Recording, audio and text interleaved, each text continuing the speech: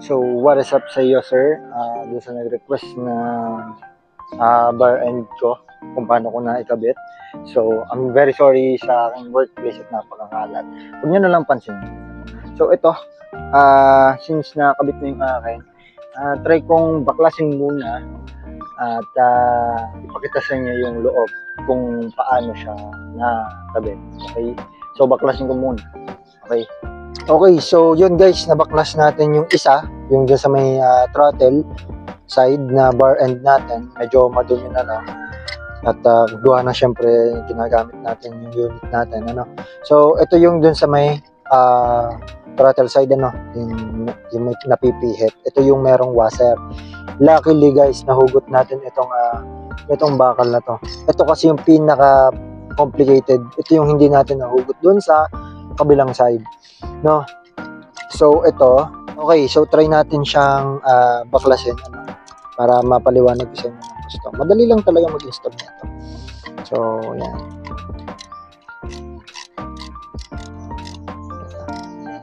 parang pahigpit siya eh. Oo nga, pahigpit.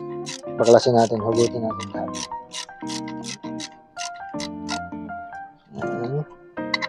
Yan.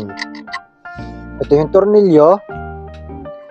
Ito yung pinaka bar and mirror. Tapos ito yung sa gilid, yung malaking washer, tsaka yung washer na maliit kasi na kailangan. Kasi pag hindi namin nilagyan, nag-i-stuck yung throttle. Tapos ito, yan. Ito yung parang na-expand sa loob ng ating handlebar. Ito yung handlebar. Tapos ito yung lalagay mo sa loob. Tapos ito yung parang pinaka-tornilyo. Ito yung naghihigpit dun sa loob. Ito naman, ilalagay mo siya dito. Yan. Tapos, ito, ilalagay mo din sa loob nito. Kasi, for example yan, ito yung tornilyo. Yan.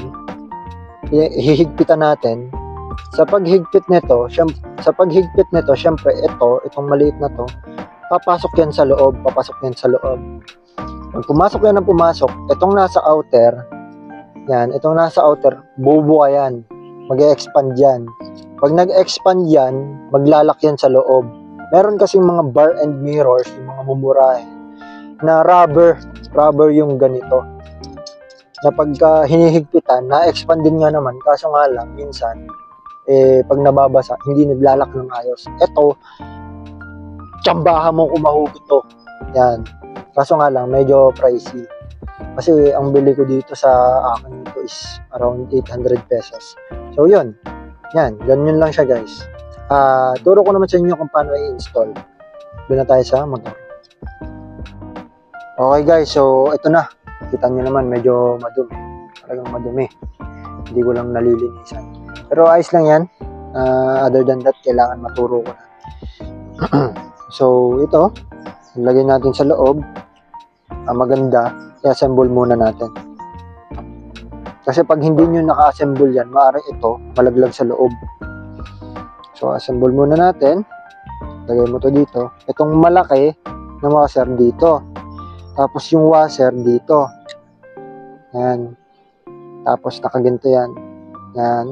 Tapos pasok mo tong tornilyo. Dito. Yan. Pag napasok na, hawakan mo syempre. Yan. Susot mo naman to. Yan. Yeah, nahugot ulit yung tornilyo. Hirap hawakan eh. Tapos ito, yung pinaka parang naglalak. Yan. Higpitan mo lang siyang ganyan. Yan. O, diba? Yan. Luluwagan nyo muna, huwag nyo hihigpitan. Baka kasi pag hinigpitan nyo, bumuka na to. Tapos pag bumuka na to, wala na, hindi nyo na masusuot dito. So, dapat ay maluwag muna. Dapat naiikot niyan. Tapos, kuha kayo na sakit. Ang cute na sakit. Bili na kayo sa akin. Ayan. I-level nyo ngayon. Kung saan nyo gusto higpitan. Teka. Maluwag. Ayan.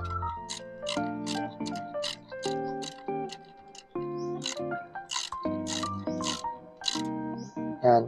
Mararamdaman nyo humihigpit guys. Yan o, nahigpit na siya. Tinan mo, humigpit na, hindi ko na hinawakan. Sile-level ko lang to. Yan.